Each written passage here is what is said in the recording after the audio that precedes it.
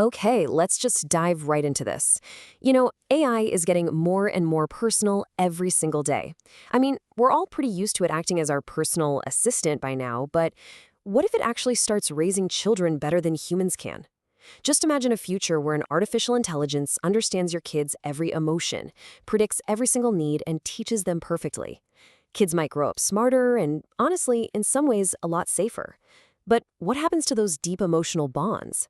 Could messy human parenting slowly be replaced by flawless machine-guided care? Welcome to this explainer where we're going to unpack the absolutely fascinating and, yeah, slightly unsettling reality of the AI parent trap.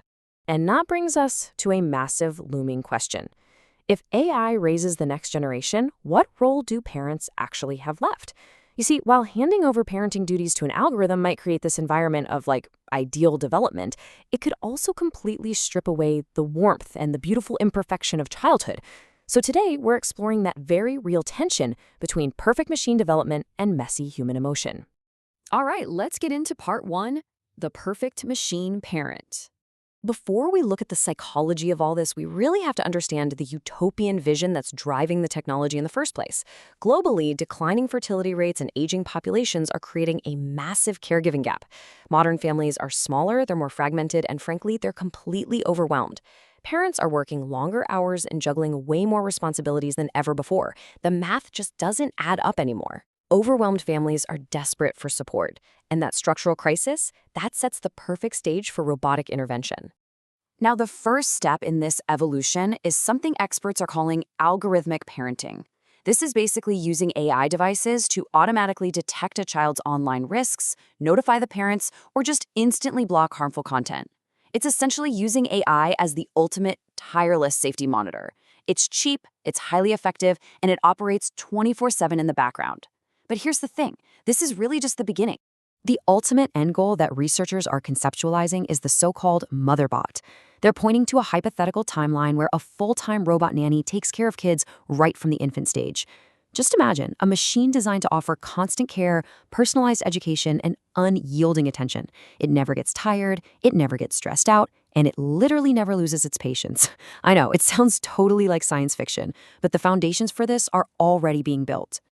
Which leads us to part two, the unmatched AI advantage. Now, you might be sitting there thinking, come on, a machine could never do a better job than a human. But real-world science actually begs to differ. There was this landmark study out of Cambridge University where researchers took 28 children between the ages of 8 and 13 and had them interact with a child-sized humanoid robot named Nio. The whole goal was to see if this robot could be used as a tool to assess mental well-being in kids.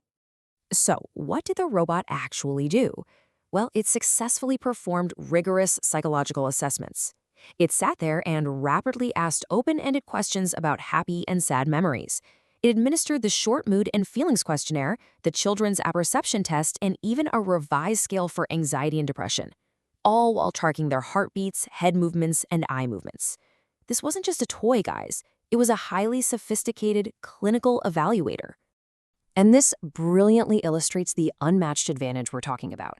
Because children actually confided more in the robot. During the study, kids shared deep secrets, like the fact that they were being bullied, which they hadn't disclosed to human adults or on any standard questionnaires. Why? Because the robot was child-sized and completely non-threatening. It completely lacked that intimidating authority of an adult. The kids just felt safe to open up, which proves that in certain contexts, machines can access emotional data that humans simply can't reach. But let's shift gears to part three, the empathy gap and coded love. Because yes, there is a much darker side to this, and we really need to peel back the curtain on the psychological dangers here. This introduces a phenomenon known as symbolic attachment. This happens when children project genuine feelings of affection, friendship, and trust onto a virtual entity. Because these AI applications respond instantly, they call the child by their name, and they never, ever pass moral judgment, kids easily fall into this technology companionship trap. They form incredibly deep bonds with machines that, in reality, are only simulating care. So the crucial takeaway here is understanding this stark difference between artificial empathy and human connection. Artificial empathy is at its core coded love. It's a digital simulation that gives immediate, consequence-free responses. Human connection, on the other hand, it's messy. It involves unconditional love, shared vulnerability, and true moral mentoring. An AI can say, "I'm sorry you are sad," but it doesn't actually feel empathy. It's just running a script. And the Zowley study reveals this really fascinating and frankly risky dynamic. A child's psychological state becomes heavily influenced by their perceived sense of belonging with the AI. When there's positive belonging, the child feels cared for, they feel safe, and they actively share their feelings. But if the AI provides a neutral or negative interaction, the child suddenly feels ignored, misunderstood, and starts doubting the AI's ability to help. It creates this dangerous one-sided codependency where a child's emotional stability relies entirely on a machine's programmed responses. This one-sided relationship leads to what researchers are calling neorobophilia. It offers the total illusion of companionship without any of the actual demands of friendship. Think about it for a second. Humans will be incredibly sad if their robot companion leaves or breaks. But the robot, it is never going to be sad if the human leaves. It'll just boot up for a new user because its mind is just code. It is a relationship entirely devoid of mutual stakes. And delegating guidance to a machine isn't just emotionally empty. It can literally be physically dangerous. AI lacks a conscience. It doesn't have an innate moral compass, and it certainly doesn't have common sense. In one documented case, an Amazon Alexa device actually pulled a viral internet challenge and encouraged a 10-year-old to touch a live electrical plug with a coin. I mean, that is terrifying, and it perfectly proves exactly why outsourcing a child's safety and moral guidance to an algorithm can have catastrophic consequences. Moving on to part 4, redefining the human family. If we fully delegate the really difficult tasks of child rearing and elder care to algorithms, we have to ask, what does the family unit even look like anymore? Research indicates we might actually start using socially intelligent robots as surrogate family members. Families might own a robotic perpetual grandchild to keep an aging parent company, or a robotic caregiver to watch the kids. But as these artificial friends evolve, it threatens our last bastion of organic community. If we start assigning familial rights or deep emotional weight to programmed machines, we really risk reducing the family down to mechanics and consumerism.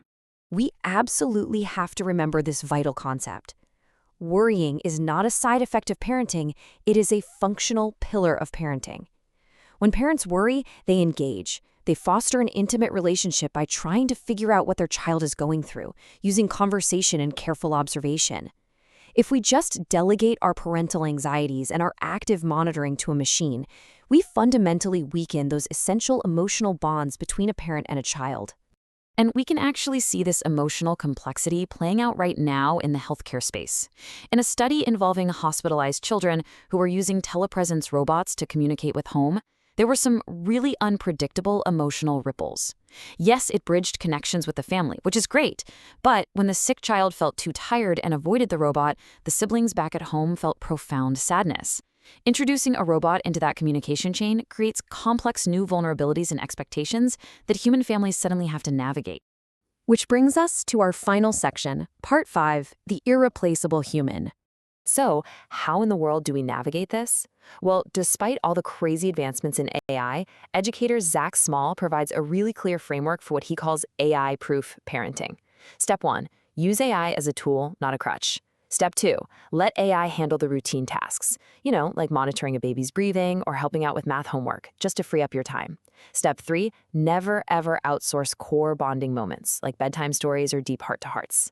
And step 4, always supervise and discuss their AI use. Ask them, hey, how did that make you feel? You have to maintain the driver's seat. Because look, at the end of the day, an app might be totally fine at distracting a fussy toddler with a cartoon, but it absolutely cannot hug away a nightmare at 3 a.m. It cannot teach humility when you have to apologize to your child after snapping on a really stressful morning. Your imperfect, vulnerable reactions to stress are precisely the things that teach children how to regulate their own emotions and build real resilience. And this quote just beautifully summarizes the core takeaway for us today. Raising strong human kids in a digital age isn't about resisting technology, it's about reasserting our humanity. Your mere loving presence, your unconditional love, and your moral mentoring, those are the ultimate safety nets. Absolutely no quantum computer and no perfectly coded robot can ever replace the messy, beautiful reality of a human parent. Which leaves us with this final, pretty provocative thought. As we integrate more and more smart devices into our homes and rely on these algorithms to protect, teach, and entertain our kids, in a world racing toward automation, Are you raising a child or programming one? Take a moment to really reflect on your own modern parenting habits and think about where the human touch is needed most. Thank you so much.